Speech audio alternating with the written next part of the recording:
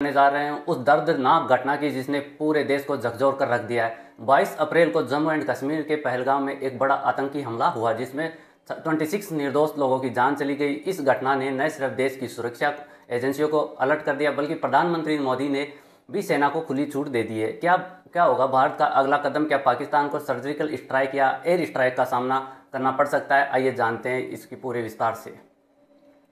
22 अप्रैल की शाम को पहलगाम के क्षेत्र में एक पर्यटक बस जम्मू से पहलगाम की ओर जा रही थी। इसी दौरान घात लगाए आतंकियों ने बस को निशाना बनाते हुए अंधाधुंध गोलीबारी की।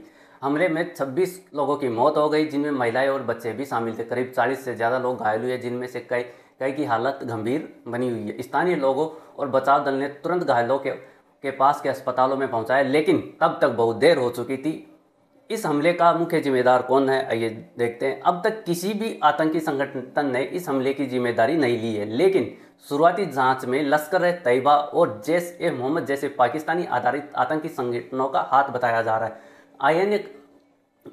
एनआईए, कश्मीर पुलिस और आईबी ने जांच शुरू कर दी है और सीमावर्ती क्षेत्रों से संदिग्धों की तलाश जारी है। सुरक्षा एजेंसियों को शक है कि हमला सीमा पार से निर्देशित किया गया और स्थानीय कुछ सहयोगियों ने इसमें मदद की।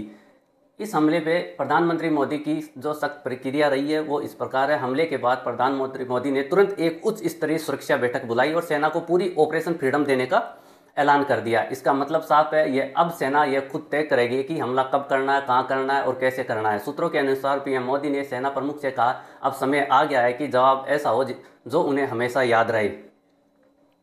हमले के बाद हर दिन एलओसी पर भारत और पाकिस्तान की सेनाओं के बीच गोलीबारियां चल रही है। राजौरी, पूंछ, उरी और केरन सेक्टर में भी भारी गोलीबारी की गई। भारतीय सेना ने कम से कम 6 पाकिस्तानी चौकियों को टारगेट किया जहां से आतंकी गतिविधियों की जानकारी मिली थी। भारतीय वायुसेना भी हाई अलर्ट पर है और सीमा के पास लड़ाकू विमानों के मूवमेंट देखे जा रहे हैं। इस हमले की अंतर्राष्ट्रीय प्रतिक्रिया क्या रही? संयुक्त राष्ट्र अमेरिका, फ्रांस और रूस जैसे देशों ने इस हमले की निंदा की है।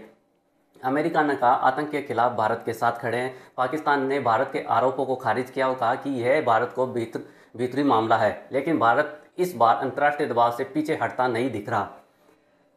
इस हमले के बाद भारत की अगली कार्रवाई क्या हो सकती है? विशेषज्ञों का मानना है कि आने वाले दिनों में भारत की ओर से कोई बड़ा सैन्य एक्शन हो सकता है, जैसे सर्जिकल स्ट्राइक 2.0 या फिर एक और एयर स्ट्राइक जैसे 2019 में बालाकोट में की गई थी। ड्रोन हमले, टारगेट ऑपरेशन और एलओसी पार पिन पॉइंट अटैक की संभावना से इनकार नहीं किया जा सकता।